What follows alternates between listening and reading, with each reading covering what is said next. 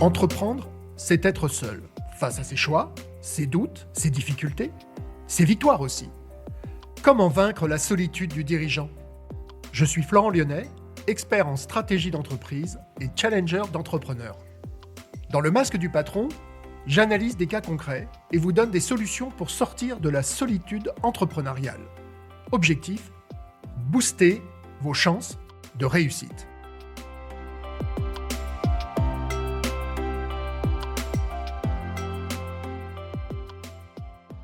Un jour, je reçois un appel du président d'un groupement d'employeurs sur la région toulousaine. Je creuse lors de l'appel, la demande était assez floue, ce qui arrive parfois. Les dirigeants ont du mal à mettre des mots sur la problématique. Pour autant, s'ils appellent, c'est qu'il y a quelque chose qui ne va pas. Je creuse un peu lors de l'entretien de découverte, mais très rapidement, je sens que c'est quelqu'un qui va apprécier que je vienne le voir. Donc, la distance n'étant pas un frein, on fixe une date et je vais le rencontrer donc dans les bureaux du groupement. Un groupement d'employeurs est composé d'adhérents. Les adhérents eux-mêmes nomment leur président. C'est cette personne que j'ai rencontrée. Le président fait donc le même métier que les adhérents du groupement. Le groupement d'employeurs concerné est un groupement dans la propreté industrielle. Ce sont donc des entreprises qui gèrent des hommes et des femmes de ménage, qui les forment, qui placent leurs salariés dans des entreprises qui ont besoin de nettoyer leurs bureaux, souvent à des heures où le personnel n'est pas là. C'est donc des métiers avec beaucoup de précarité, peu de qualifications, peu valorisés. On est dans l'économie sociale et solidaire. Le problème, c'est qu'au sein du groupement lui-même, le groupement, il y a des salariés qui travaillent donc dans les bureaux du groupement. Ces salariés sont au service des adhérents. C'est une notion très importante, être au service d'eux dans un groupement. Un groupement a des budgets qui sont même alloués même par l'État sur certains aspects budgétaires. Au niveau de la formation professionnelle aussi, il y a des budgets qui leur sont alloués. Il y a vraiment une vocation, je le répète, sociale et solidaire. Donc des belles vertus, une belle image, des belles missions. Là, on a affaire à un groupement où au sein du groupement, il y a un président, mais il y a aussi donc une directrice. Et la relation entre le président et la directrice ne fonctionne plus. Or, dans ces groupements, s'il y a un maillon de la chaîne qui ne fonctionne plus, eh bien, les adhérents le sentent immédiatement. Or, aujourd'hui, le principe d'un groupement, c'est qu'il y a les adhérents. Si les adhérents n'adhèrent plus, le groupement n'a plus aucune raison d'être. La communication ne fonctionne plus car la vision stratégique du président n'est absolument pas alignée sur la vision stratégique de la directrice, qui elle-même est là depuis plusieurs décennies. Elle connaît parfaitement son métier, c'est une très bonne technicienne, elle a une vision très claire de ce que c'est que de placer du personnel peu qualifié dans des métiers exigeants, à des horaires terribles, dans les entreprises. Le président, lui, il voit ça de l'œil du chef d'entreprise, puisqu'il est à la fois président d'un groupement d'employeurs, mais lui-même chef d'une des entreprises adhérentes. Donc sa vision, elle est biaisée par son regard de dirigeant.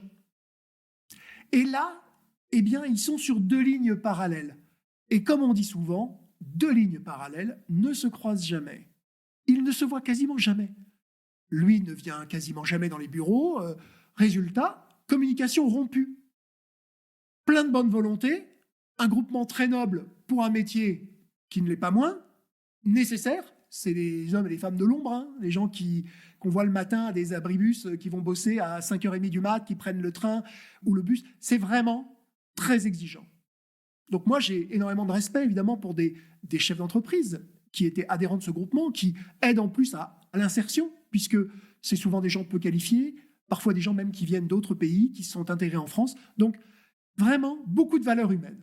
Et quand un groupement qui a plein de valeurs humaines, eh bien, c'est un problème humain qui empêche de fonctionner, c'est quand même un comble. Le cordonnier un peu le plus mal chaussé. Il a donc fallu mettre le doigt sur le problème. Mais pour ça, encore une fois, avant de dire voilà la solution, moi j'ai besoin de dire ok, j'ai besoin d'abord d'un état des lieux, de comprendre l'organisation. Donc, audit organisationnel. Aujourd'hui, dans le mode de fonctionnement d'un groupement, il y a chaque année, de manière sacralisée, c'est obligatoire d'ailleurs dans les statuts, des réunions où l'ensemble des adhérents du bureau se réunissent, où on discute des résultats de l'année passée, où on fixe le cap pour l'année à venir. Sauf que le cap, en fait, il n'était pas fixé. Le président avait une stratégie dans sa tête, mais une stratégie qui n'était pas partagée avec le reste des membres du bureau. Ce qui fait qu'il était seul à porter une stratégie. Ça ne peut pas fonctionner. On n'est pas dans le collectif là, on est dans l'individuel. Et sa vision, sans doute, inconsciemment, était biaisée par ses propres intérêts de chef d'entreprise. Ce qui est bon pour le groupement est d'abord bon pour moi. Ça, c'est une erreur qui, évidemment, peut mener à des problèmes de communication. Lors de la prise de contact avec le président, il y a aussi certains événements, certains faits qui ne m'ont pas été évoqués immédiatement. Non pas volontairement. Je pense que pour le président, c'était des non-événements. D'avoir pu échanger longuement avec la directrice avant de démarrer l'audit m'a permis aussi de constater certains dysfonctionnements, mais à un point où plusieurs personnes avaient quitté l'organisation suite à des burn-out. Ça veut bien dire que le personnel était en souffrance. Le constat, il a été quoi ? Il a été que les gens étaient multitâches, ne savaient plus très bien où était leur mission de base. Des gens qui étaient formés à être médiateurs, par exemple, pour pouvoir parler avec des personnels en insertion, puisque le groupement avait comme vocation de recruter tout ce personnel pour le placer ensuite chez les adhérents. C'était énorme, c'était titanesque le boulot qu'ils arrivaient à abattre à 5 permanents, donc quasiment personne. Mais ils étaient multitâches. Ils étaient en train d'éteindre des feux en permanence. Ils étaient en mode pompier. Tout ça parce que l'organisation n'était pas fluide, le qui fait quoi n'était pas clair, et qu'il n'y avait pas de pilote à la barre, de capitaine. C'est là où le président ne jouait pas assez son rôle. La directrice était enfermée dans un carcan opérationnel où elle faisait du micromanagement et personne n'a challengé par rapport à ça. Manque de recul, pas de délégation, le président absent, vous avez tous les ingrédients pour qu'une organisation ne fonctionne pas. Tout a un sens, une logique. Le président s'est isolé de lui-même. Encore une fois, pas volontairement, pensant que la directrice comprenait parfaitement les enjeux, jouait son rôle de directrice. Mais la directrice était prise dans un engrenage d'action opérationnelle au quotidien, de micromanagement, et ne jouait pas son rôle pleinement de directrice, donc de manageuse. Donc, le reste du personnel était totalement isolé, ne comprenait plus le sens de ses missions, et forcément, qu'est-ce qui se passe ? Démotivation, désengagement, perte de sens. Vous avez tous les ingrédients pour que ça ne fonctionne pas.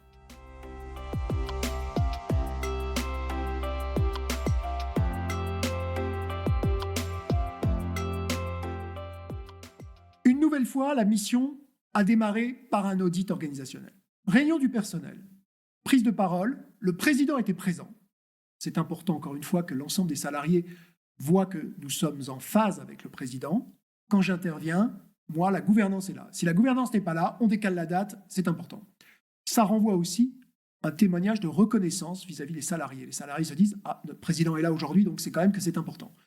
Ça veut dire aussi quoi ? Ça veut dire que le message est entendu par tout le monde. Tout le monde entend les mêmes mots. Personne ne pourra me dire « Ah oui, mais ». Non, il n'y a pas de oui, mais. Les règles du jeu, tout le monde les a entendues.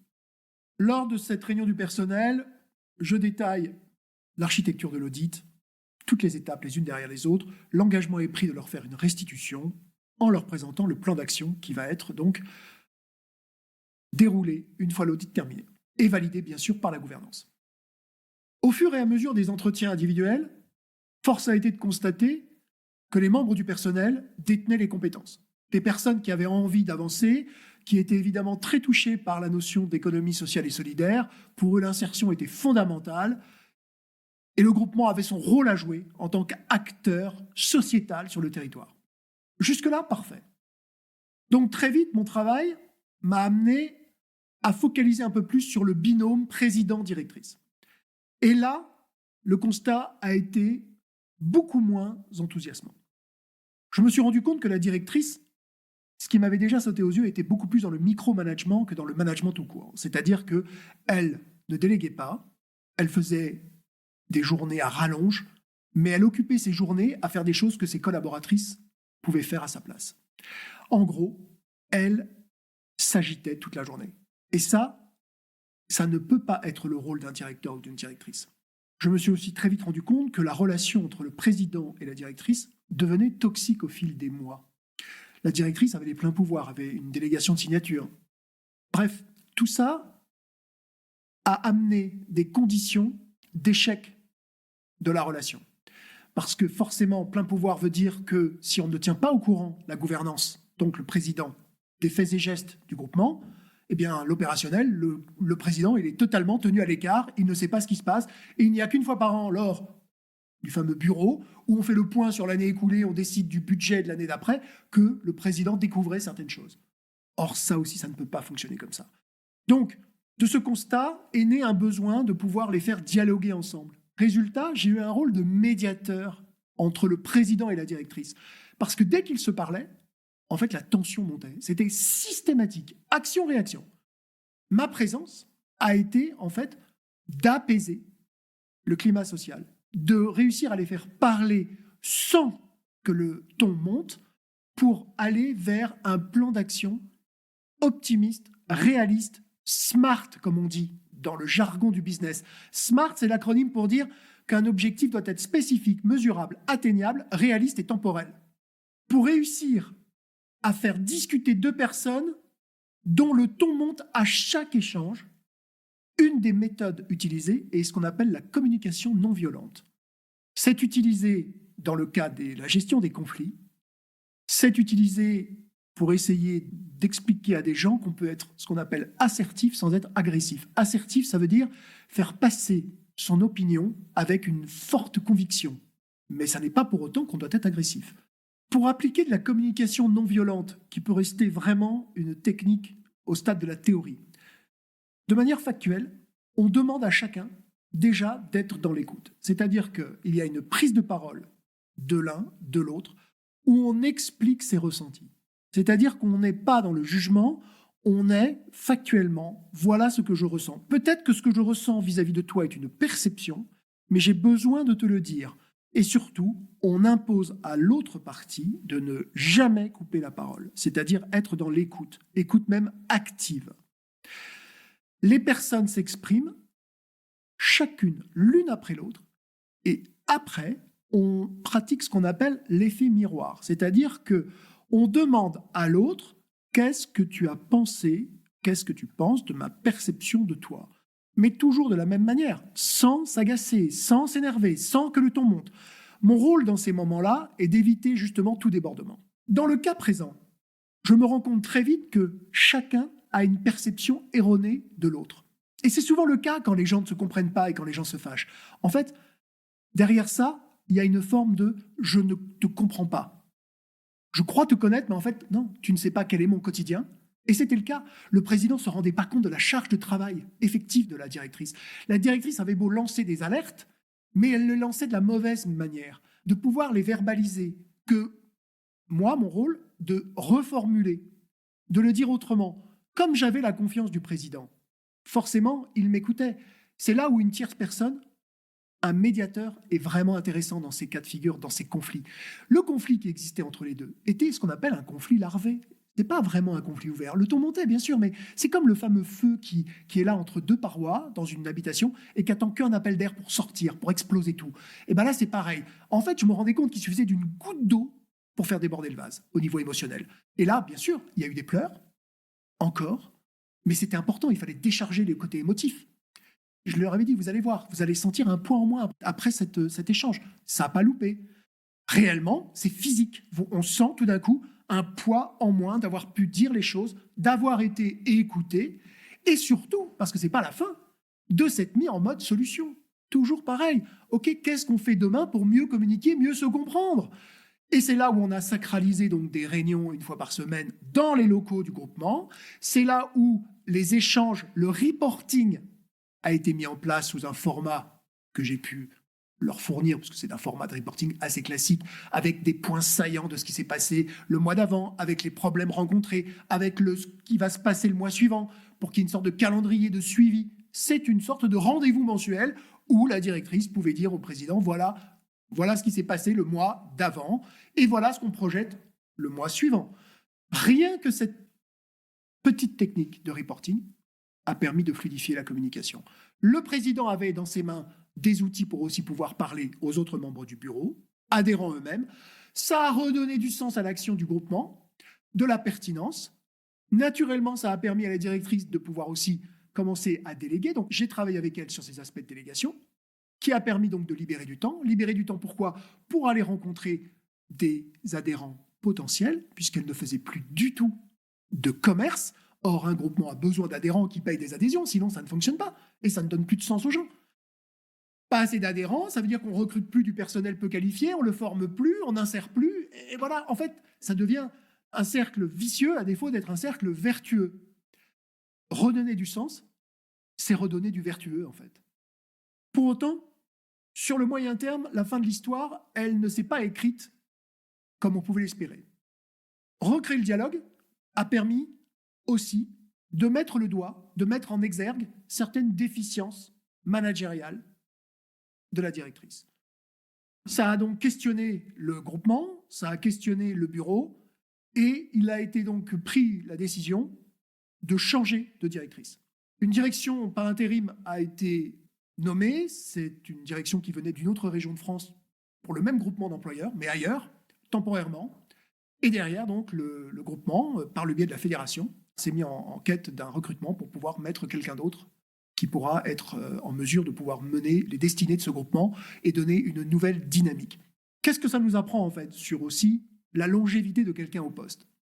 C'est très rare de garder une vraie fraîcheur. Souvent on dit d'ailleurs qu'une personne fait le mandat de trop en rigolant, mais il y a une part de vérité là-dedans. C'est très difficile, après 10, 15, 20 ans, de rester engagé de la même manière. On a beau dire les mots, c'est-à-dire entendre « moi j'adore mon métier, j'adore ce que je fais », mais la réalité c'est que le quotidien use.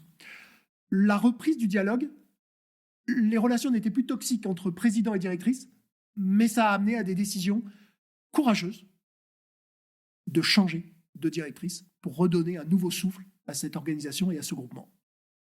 Le président, un jour, au cours de cette mission, m'a dit « Je me rends compte qu'on a arrêté de courir après le comment pour se souvenir du pourquoi. » On était en fin de mission.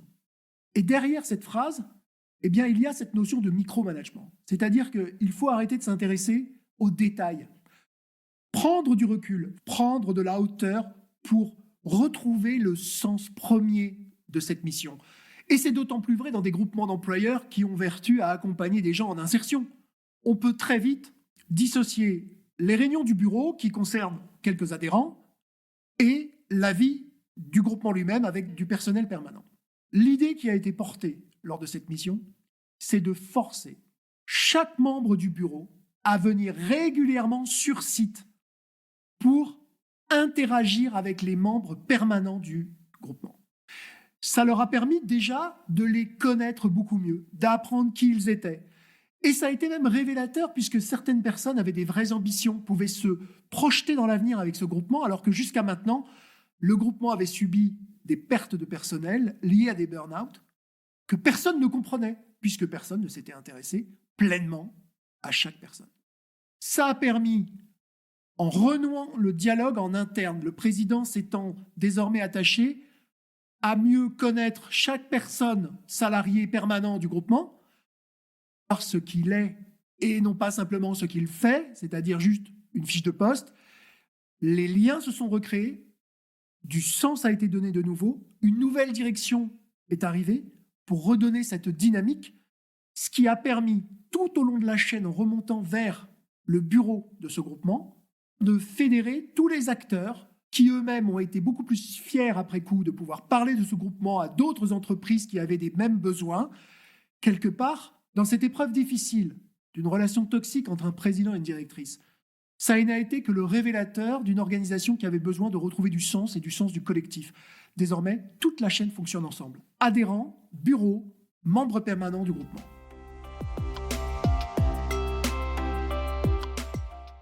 Dans un groupement, le conseil principal que je pourrais donner, c'est que les membres du bureau d'un groupement oublient qu'ils sont eux-mêmes adhérents de ce groupement pour se focaliser sur le bien-être du groupement, le bien-être des personnes qui composent cette organisation. Ces permanents qui, tous les jours, ont vocation à aider les autres. Le risque quand on est adhérent d'un groupement et en plus membre du bureau, c'est qu'on est trop focalisé sur sa petite personne et qu'on s'attache à ses intérêts personnels en oubliant les intérêts collectifs. Pour sortir de ce piège, il suffit de pouvoir sacraliser des moments de communication avec le personnel permanent de ce groupement. Ne pas faire comme s'ils étaient simplement des techniciens derrière des bureaux tous les jours, mais ce sont des êtres humains qui sont au contact de la population qui est en réinsertion. Ils ont donc une foultitude d'exemples, de moments de vie, de choses qui sont émotionnellement incroyables à pouvoir expliciter aux membres de ce groupement, ce qui permet de monter en humanité et de ne jamais perdre le sens de sa mission. Et c'est un conseil que je ne peux que vous encourager à suivre si vous êtes au sein d'un groupement. Ne perdez jamais le lien en tant que membre adhérent de ce groupement avec le personnel permanent qui est la petite main, la cheville ouvrière de ce groupement et qui permet à ce groupement de vivre. Ces gens-là sont les racines, les fondations du groupement. Vous, membres adhérents, vous avez même le devoir de bien connaître les personnes qui œuvrent au quotidien à vous fournir du personnel qualifié, réinséré dans le cadre de cette économie sociale et solidaire. Dans un groupement, comme dans une entreprise, le vrai reboot, c'est quand chacun retrouve sa place et que le président retrouve la sienne.